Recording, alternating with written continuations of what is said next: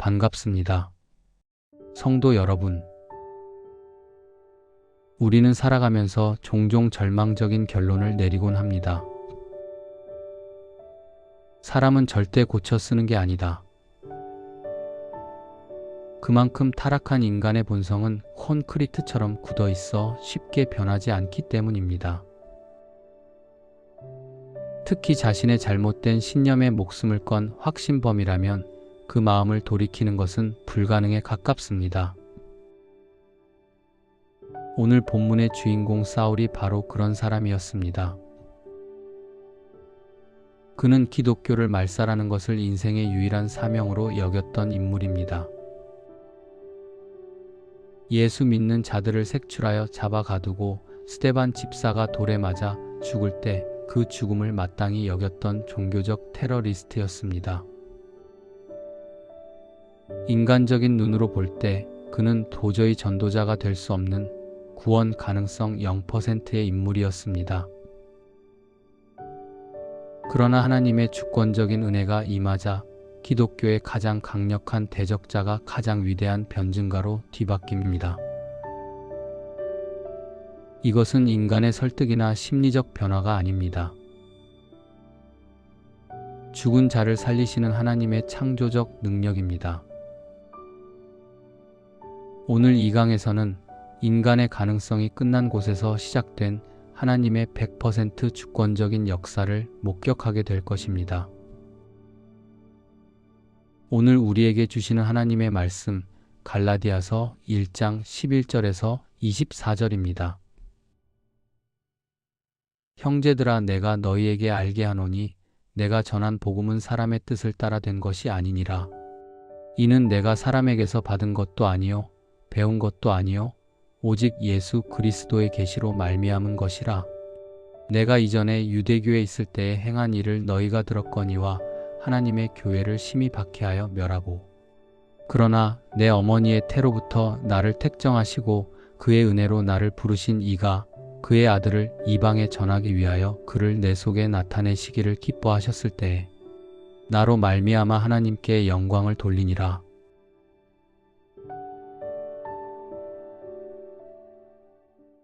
바울은 11절과 12절에서 자신의 복음의 기원을 아주 강력하게 변증합니다. 내가 전한 복음은 사람에게서 받은 것도 아니요 배운 것도 아니다. 당시 랍비 교육의 핵심은 전승이었습니다. 유명한 스승 가말리엘 문화에서 철저히 율법을 배우고 전수받는 것이 권위의 상징이었습니다. 거짓 교사들은 바울에게 이런 인간적 계보가 없음을 공격했습니다. 그러나 바울은 선언합니다.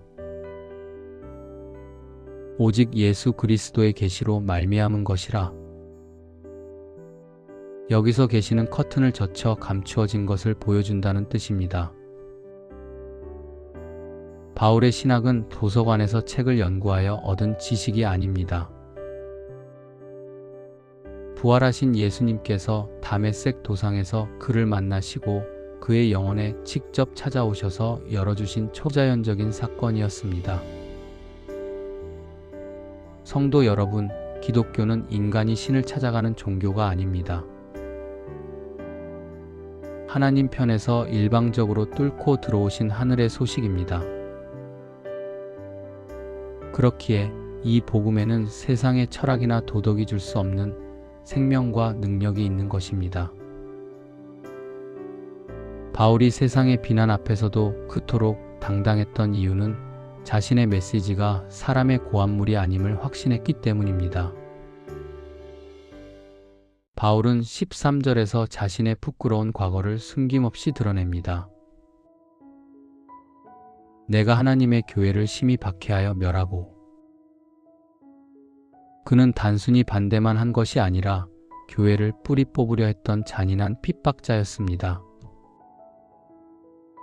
그는 유대교의 전통에 대해 누구보다 지나친 열심이 있었습니다. 여기서 열심이라는 단어는 질투에 가까운 광적인 열정을 의미합니다.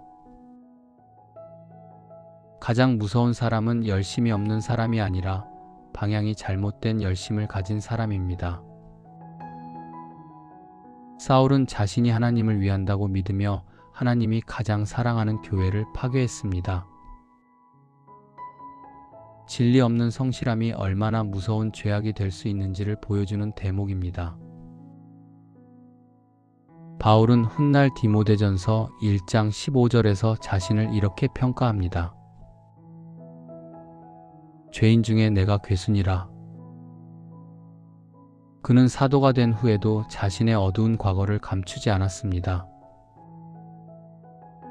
왜냐하면 자신의 죄가 클수록 그를 덮으신 하나님의 은혜가 얼마나 압도적인지가 증명되기 때문입니다. 죄인 중에 괴수였던 나를 살리신 은혜라면 이 세상에 구원하지 못할 사람은 아무도 없다는 역설적 희망입니다. 그런데 15절에서 놀라운 고백이 터져 나옵니다. 내 어머니의 태로부터 나를 택정하시고. 바울이 다메섹에서 예수님을 만나기 훨씬 전, 심지어 그가 태어나기도 전부터 하나님은 그를 구별하셨다는 것입니다. 이는 예레미야 1장 5절, 내가 너를 모태에 짓기 전에 너를 알았고 라는 선지자의 소명을 자신에게 적용한 것입니다. 생각해 보십시오. 그가 스데반을 죽이던 그 끔찍한 순간에도, 교회를 핍박하러 달려가던 그 순간에도 하나님의 섭리는 작동하고 있었습니다. 하나님은 그의 광기의 어린 열정을 꺾으시고 그 에너지를 복음 전파의 도구로 바꾸셨습니다. 이것이 불가항력적인 은혜입니다. 우리가 하나님을 찾기 전에 하나님이 먼저 우리를 아셨고 우리를 부르셨습니다. 부르심을 받은 직후 바울은 예루살렘의 유명한 사도들을 찾아가 인준을 받지 않았습니다. 대신 그는 아라비아로 갔습니다. 아무도 없는 광야의 고독 속에서 그는 3년이라는 시간 동안 오직 예수 그리스도와 톡대하는 시간을 가졌습니다. 그곳은 바울의 영적 신학교였습니다. 자신이 평생 배워온 구약의 율법이 어떻게 예수 그리스도를 통해 완성되는지 성령의 조명을 통해 완전히 새롭게 해석하는 해체와 재건의 시간이었습니다. 성도 여러분, 우리에게도 때로는 사람의 소리를 차단하고 하나님과만 대면하는 아라비아의 시간이 반드시 필요합니다. 이 모든 과정의 결론이 무엇입니까? 24절입니다. 나로 말미암아 하나님께 영광을 돌리니라. 교회의 원수였던 자가 교회의 자랑이 되었습니다. 유대인들에게 공포의 대상이었던 그 이름이 이제는 하나님을 찬양하는 이유가 되었습니다.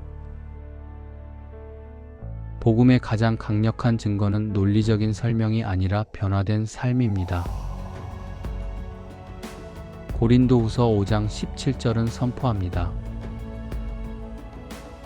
그런즉 누구든지 그리스도 안에 있으면 새로운 피조물이라. 이전 것은 지나갔으니 보라 새 것이 되었도다. 바울을 변화시키신 이 능력은 지금 저와 여러분에게도 동일하게 역사합니다. 사랑하는 여러분, 혹시 나는 너무 늦었어, 저 사람은 절대 안 변해라고 포기하고 계십니까? 하나님의 주권적인 은혜를 신뢰하십시오.